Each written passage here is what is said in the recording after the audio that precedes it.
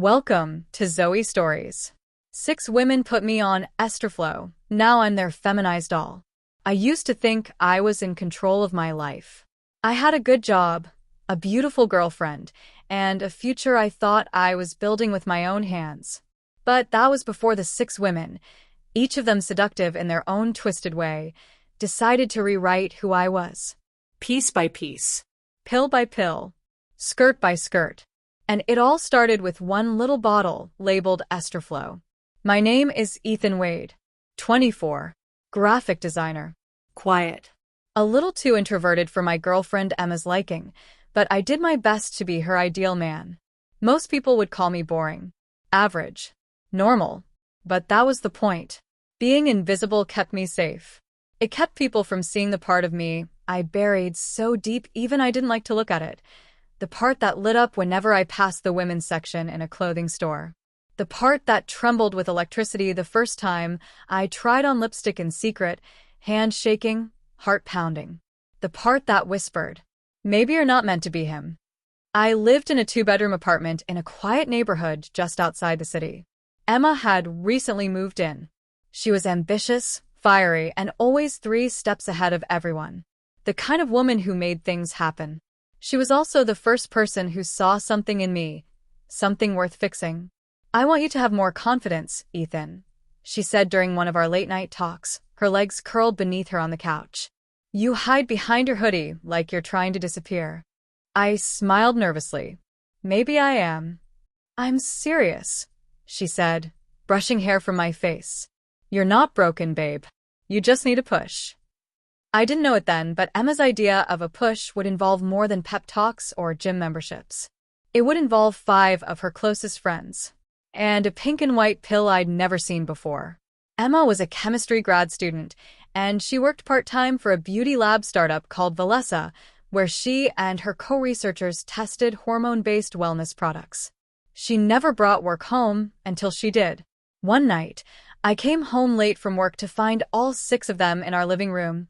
Emma, her best friend Jade, a cold but strikingly beautiful med student, Sasha, a psychology major with a smirk that knew too much, Nina, who always smelled like perfume and danger, Claire, the sweetest voice masking the sharpest mind, and Devin, who rarely spoke but always stared too long.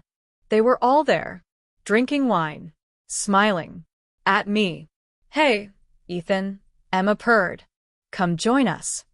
I was confused, tired, a little flustered.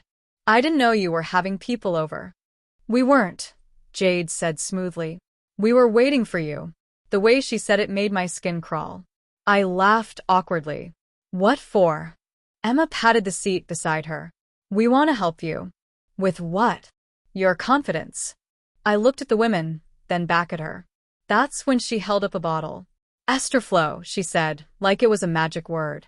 A low-dose, over-the-counter hormone blend. Totally legal. Totally safe. I took a step back. Emma smiled gently. "Just for fun. 1 capsule. See how it makes you feel." I wanted to say no. I really did. But all 6 of them were watching. And inside, that voice whispered again. "Don't you want to know?" That was the beginning. The moment I lost the version of myself I thought I had under control. That night I took the pill. They watched me do it. I felt nothing at first. But their smiles told me they already knew something I didn't. Over the next week, subtle things began to change. Not just my body, though that came later. What changed first was the way I saw myself. The way they looked at me. The way Emma leaned in closer, brushing her fingers down my arm and saying, "Your skin's gotten softer." The way Sasha brought me a silk robe just to try. The way Nina sprayed perfume on my wrist when I wasn't looking. The way Claire left a little bag of makeup on my pillow saying, "You look amazing with a touch of blush." I kept telling myself it was a joke. But the mirror told a different story. The Ethan I used to know was slipping. Soft lips. Longer lashes. Gentler curves. I didn't recognize myself. And somehow, I didn't want to stop. Emma noticed it before I said anything. She never said, "You're becoming a girl." Instead, she whispered, "You're becoming ours." That's when I realized. This wasn't about confidence. It wasn't about hormones. It was about control. And I had walked right into their trap. The morning after the first Estroflo capsule, I woke up feeling soft. Not sick. Not dizzy. Not drugged. Just different. I couldn't explain it at first. It was the way the sheets clung to my body. The way I moved under them, almost gliding. My skin felt like it didn't belong to me. Like someone had polished every inch of it while I slept. And when I went to the mirror in the bathroom, I stared at my face for longer than I ever had before. My jaw didn't seem as square. My eyes looked brighter. My lips maybe fuller? Was it the lighting? That night, Emma gave me the second capsule. "You don't have to," she said softly, placing it in my palm. I hesitated. But something in me, it wasn't just curiosity anymore. It was the way she looked at me, like I was changing into someone she wanted. Someone worth watching. So I took it, swallowed it without question, and smiled. By the fourth dose, my voice had softened. It cracked less. It slipped out smoother. My skin had changed, too. No razor bumps, no dryness. Just this glowing, delicate surface that felt surreal to the touch. I started shaving my arms without realizing I'd made the decision. Emma noticed that. "I knew you'd take to it naturally," she said, almost proud. The way she brushed her fingers over my wrist, admiring the smoothness, it sent a strange thrill through me. Not desire, not fear, just belonging. That weekend, her friends returned. The six. That's what I'd started calling them in my head. They came bearing gifts like some twisted fairy tale. A blush palette, hair clips, a rose gold necklace, a satin pajama set. "You deserve to feel pretty," Claire whispered, fastening the clasp behind my neck. And the worst part? I was starting to believe her. On Sunday afternoon, Emma called me into the bedroom. There, laid out on the bed, was a pale pink sundress. Simple, sleeveless, cute. She held it up and said, "I want to see you in this." I blinked. "You're serious?" "I've never been more serious." I looked at the dress, and it looked back at me. It took me nearly 20 minutes to put it on. Not because I didn't know how, but because I was terrified how I'd feel once I did. When I stepped out of the bathroom, Emma gasped, "Oh my God, Ethan." Her eyes glistened. "You look like a joke," I offered. She shook her head, walking up slowly, hands on my shoulders, like a doll. And I melted.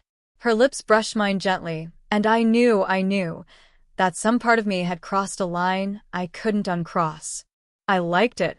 Later that night, I tried to talk to her about it. "What's happening to me?" I asked, sitting on the edge of the bed in a lace-trimmed tank top she'd picked out for me.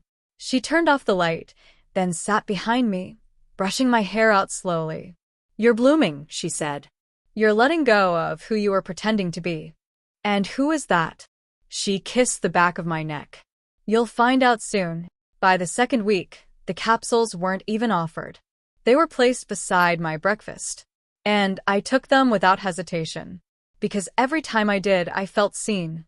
The six started calling me different names. Jade called me soft girl. Sasha called me pretty. Claire giggled and whispered, "She's glowing today." I should have stopped them. Should have reminded them I was still Ethan. But I didn't. Because part of me was starting to forget that name. One evening, after a long shower, I caught a glimpse of myself in the mirror. I was wrapped in a plush towel, skin dewy, cheeks flushed from the steam. And for the first time ever, I tilted my head and smiled. Like a girl. Like a doll. And then, a voice. Not mine. Not Emma's. It came from my phone, which was open on the counter, playing a voicemail I didn't remember receiving. It was Sasha. "By now, you're probably feeling it. The warmth. The glow. That tingling between who you were and who you're becoming. We all went through it too, sweetie. You're not alone. And soon you won't want to go back." The message ended with a giggle. And I stood there, frozen. Was this some kind of plan? Were they coordinating? Why didn't I feel angrier? I picked up the phone to call Emma. But then I saw the lock screen photo had changed. It was me, in the sundress, smiling, with eyeliner. And I didn't remember posing for it. By the time the third week began, I was no longer keeping track of the Estroflo capsules. They were simply part of life.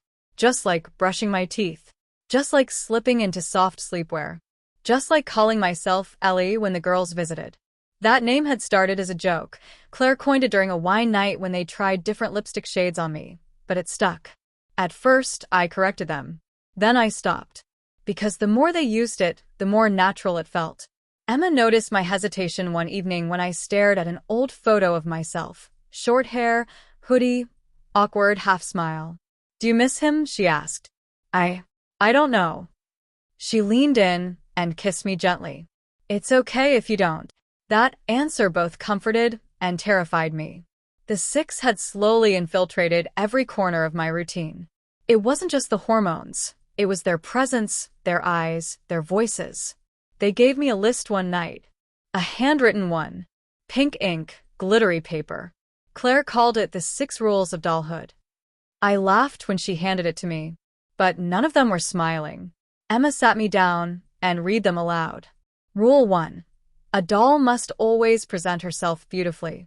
Pajamas, casual wear, lingerie, presentation matters. Rule 2. A doll does not speak unless spoken to. When in the presence of her caretakers, she listens and obeys. Rule 3. A doll must never remove her accessories. The necklace, earrings, anklet, they are part of her identity. Rule 4. A doll takes her supplements daily without resistance. They are essential to her development. Rule 5. A doll refers to herself only in the feminine, she, her, and Ellie. Rule 6. A doll belongs to the 6. She is theirs to mold, dress, and admire. My mouth was dry. I'm not actually agreeing to this, right? Jade raised an eyebrow. Haven't you already? And in my heart I knew they were right. I tried resisting once. That night, I flushed a capsule down the toilet before breakfast. I told myself it was a line I needed to draw, that I needed to prove I was still Ethan. 2 hours later, Emma called me into the living room. The 6 were already seated. Calm. Smiling. On the screen behind them, on our flat-screen TV, was video footage of me. Shaky, slightly grainy footage of me standing in the bathroom, hovering over the toilet, dropping the pill in. My stomach twisted. How did you? We placed a camera in your mirror, Sasha said flatly. You weren't supposed to skip, Ellie. I stared at them in horror. Emma stood and walked toward me. She didn't raise her voice. She didn't curse. She just held out a new capsule and whispered, "Don't disappoint us again." I took it. I cried while I did, but I swallowed it all the same. That night, Devin gave me my first corset. It was baby blue, boned and laced. She wrapped me in it carefully, wordlessly, until my waist pinched and I could barely breathe. "You're becoming exquisite," she said. My body was betraying me in the most beautiful way. Soft thighs, budding curves, a tighter waist. My chest was noticeable, enough to require support. They gave me a padded bra first, then switched it out a week later for something thinner. "You're filling out now," Nina had said with a wink. Every physical change made it harder to remember Ethan. Harder to imagine jeans and sneakers. Easier to slip into silk robes and kitten heels. The 6 began treating me like living art. They'd pose me in outfits, take pictures, whisper to each other as if I wasn't there.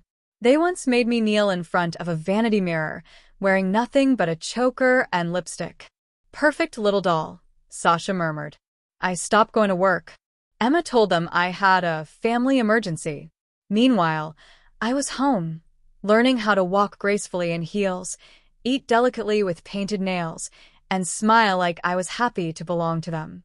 Part of me hated it. The other part? Craved it. Then came the photo shoot. They told me it was for progress tracking. But I knew better. Emma laid out 6 outfits, each one more revealing than the last. They took turns doing my hair and makeup. Then they posed me, on beds, against soft backdrops, curled up with teddy bears and ribbons in my hair. They made me say phrases. Sweet things. Submissive things. At the end, Emma whispered, "You know what we'll do if you ever try to stop, don't you?" I nodded. I had grown used to soft curves, a gentle waistline, and hips that swayed with every step. My chest filled out even more, subtly, but enough that I couldn't go without support. The Estroflo had done its job. But the real transformation wasn't physical. It was mental, emotional. I no longer dressed in secret. I no longer wore boy clothes around the apartment. In fact, I wasn't even allowed in the closet where Ethan's wardrobe used to be. It had been emptied, replaced, rewritten. Like me. Emma took my phone. Claire deactivated my socials. Sasha shredded my wallet and ID. "That's not you anymore," she said. And just like that, Ethan was erased. What was left was someone the Six had created. "Ellie, ready for your debut?" Emma asked one morning, holding up a soft yellow sundress with white embroidery. I blinked. "Debut." She smiled. "You didn't think we'd keep you hidden forever, did you?" My stomach twisted. "I can't go outside like this." Jade chimed in from the couch. "You can. And you will. Everyone will see. That's the point." They dressed me like a porcelain doll. Flawless foundation, shimmering cheeks, lashes so thick I had to blink carefully. Sasha picked nude lipstick and a glossy pink finish. Nina curled my hair into soft waves and placed a floral headband atop my head. Then came the perfume, sweet, feminine, lingering. I looked at myself in the mirror. Not a man in drag. Not even a boy in makeup. A girl. Soft. Sweet. Unrecognizable. I didn't say no. I didn't even flinch. They took me to an upscale boutique cafe outside the city, where no one would recognize me. But still, eyes followed me. Men glanced, then looked again. Women smiled politely. No one saw Ethan. No one saw a man in disguise. They saw Ellie. And somehow, that terrified me more than anything else. "You're doing great," Emma whispered, squeezing my hand as I stir my coffee with pink-painted nails. Claire took photos. Sasha recorded clips. Jade handed me a folded paper beneath the table. "You're officially enrolled in the program. Keep up the obedience. Your next phase begins in 3 days. Signed, the Six." My hands trembled as I read it. "What does this mean?" I asked Emma later, voice shaking. She smiled, brushing my hair aside. "It means you've passed the test." I stared at her. "What test?" She leaned in and whispered, "The one you never knew you were taking." That night, I cried in the bathroom. Not because I wanted to go back to who I was, but because I didn't know if I could. I didn't even know who Ethan was anymore. And worse, I wasn't sure I missed him. Then came the final submission ceremony. They blindfolded me, dressed me in silence. I could feel the satin of the corset, the delicate lace of the stockings, the click of heels on tile. When they removed the blindfold, I stood in the middle of the living room, lit by candles, surrounded by the Six. A camera was pointed at me, and in Emma's hands was a contract. "This is your final surrender," she said. "If you sign this, you belong to us. There's no going back." The others watched, expectant, waiting. I could feel Ethan screaming inside me, begging, pounding at the walls of my chest. But Ellie? She was smiling. She reached for the pen. She signed. And they applauded. 3 days after I signed the contract, I woke up to find my name gone. Not from the apartment walls. From the world. My email login failed. My old bank account showed 0 balance.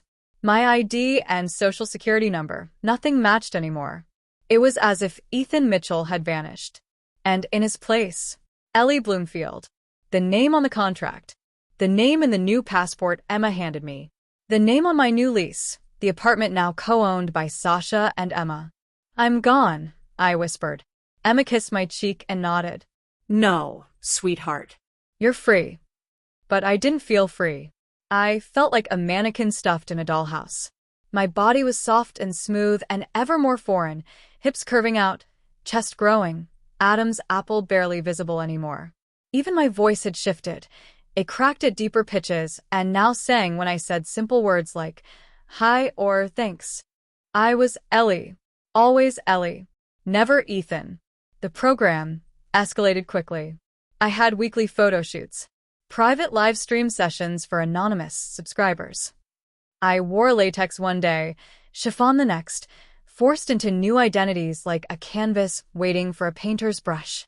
And all the while the six watched, controlled, molded. But something snapped the day Emma brought home someone else. His name was Jason. Tall, clean-shaven, charming. He kissed her in front of me. I gasped. Emma, who? She looked at me coolly. He's my boyfriend. You didn't think this was real, did you? My world spun. You said you loved me. I do, she replied. I love my doll, but I need a man, not a you. Jason laughed. She's cute, he said, nodding toward me. You really turned him into this? She's not a he anymore. They kissed again. I locked myself in the bathroom and screamed into a towel.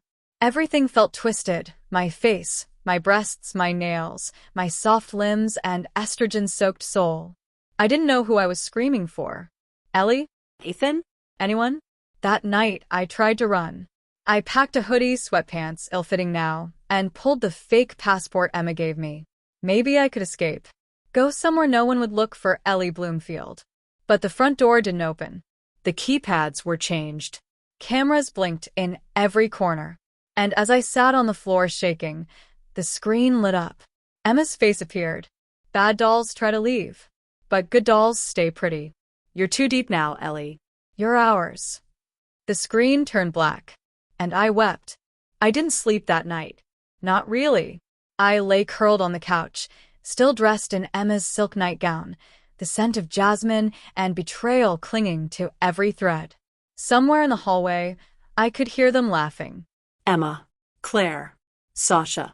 All 6 of them had gathered like it was a party. And maybe it was. Maybe I was the entertainment. In the morning, they summoned me. Emma sat at the vanity table, brushing her hair. I stood across from her, trembling in a powder blue robe, mascara smudged from crying. She patted the seat beside her. I didn't move. I said sit. I obeyed. She held up a ring between 2 fingers, the same one Claire had given me that first week. Thin, silver, lined with pink stones. This, she said, is more than jewelry. It's a symbol. I stared at it. It's time, she whispered. She slid it onto my finger. And the moment she did, something inside me shifted. The mirror across from us shimmered, just for a moment, and the reflection I saw was not me. It was Ellie, but more. The features were softer, the eyes wider, the expression serene. She wasn't trying to be a woman. She simply was. Emma leaned forward. Do you see her now? I don't understand. You've been resisting.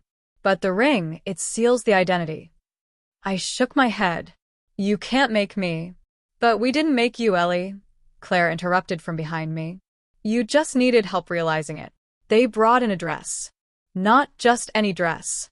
A white lace gown, form-fitting, delicate, flawless. A symbol of surrender. Put it on, Sasha said. I refused.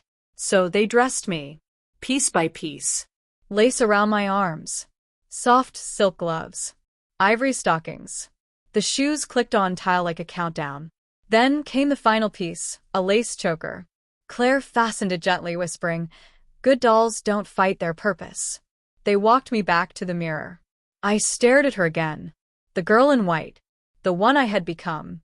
The one I could no longer deny. And then, the door opened. It was my mom. She walked in slowly, confused. Ethan? I froze. Everything stopped. Emma didn't move. The 6 stiffened. I couldn't breathe. My mother's eyes went wide. She stared at me, at the gown, the makeup, the ring on my finger. She didn't speak for a long time. Then softly, "Is that you?" I opened my mouth. Nothing came out. "Ethan, what would have they done to you?" And just like that, I broke. Tears poured down my cheeks. My knees buckled. "I'm sorry. I didn't mean for it to go this far." She caught me, held me. I sobbed into her arms. But even then, I still wore the dress. I still wore the ring. I still smelled like perfume and powdered sugar. Emma stepped forward. He's happy. My mom glared. You don't speak for my child. Claire moved too. He's not your child anymore. But I stood slowly, wiped my tears, and said something I hadn't prepared for. She's right. My mother blinked. I touched the ring. I'm not Ethan anymore. The words felt like fire and ice, burning and healing at once. I looked in the mirror again. The girl in white didn't flinch. She smiled. And this time, So did I. 1 week after my mother found me in the dress, everything changed. She left without another word, shocked, heartbroken, silent. And I never saw her again. Emma said she understood. But I knew better. I had become someone she couldn't recognize. And maybe I didn't blame her. The program continued. More training, more public outings, more live streams. My new name, Ellie Bloomfield, now had hundreds of followers. I didn't resist anymore. I wore what they gave me, said what they told me, smiled when they said smile. Until one night, something unexpected happened. Emma came into my room alone. No camera crew, no Claire, no Sasha, just her. She looked nervous. Ellie, she whispered. We need your help. I sat up. What do you mean? Her eyes were glassy. One of the others broke the rules. What rules? The sacred ones. The ring rules. I touched the pink gemstone on my hand. What do you want me to do? She paused, stepped closer, and placed a small black envelope in my hands. Only the doll can enforce the rules. She is the final authority. Tonight you choose. Obey us or replace us. My chest tightened. You're saying I can replace one of you? Emma nodded. Only one. Suddenly, everything was upside down. I had power now. They had trained me, transformed me, Perfected me. and maybe now they feared me. Emma whispered one last thing before leaving. At midnight, the others will arrive. You'll make your choice then. One of us will be gone. Or you'll walk away and lose everything. The room fell silent again. I stared at the ring on my finger, at my reflection in the mirror, at the girl I had become. And then, a knock at the door. 3 sharp taps. Then silence. I rose slowly, walked toward the door, placed my hand on the knob, took a deep breath, and just before opening it, I whispered to myself, I know who I am now. The photos were insurance. They own me now. And yet, that night, as I scrolled through the pictures on Emma's phone, my breath caught. Because there, in high resolution, was someone I didn't recognize. Wide-eyed, delicate, feminine. She was beautiful. And somehow, She was me.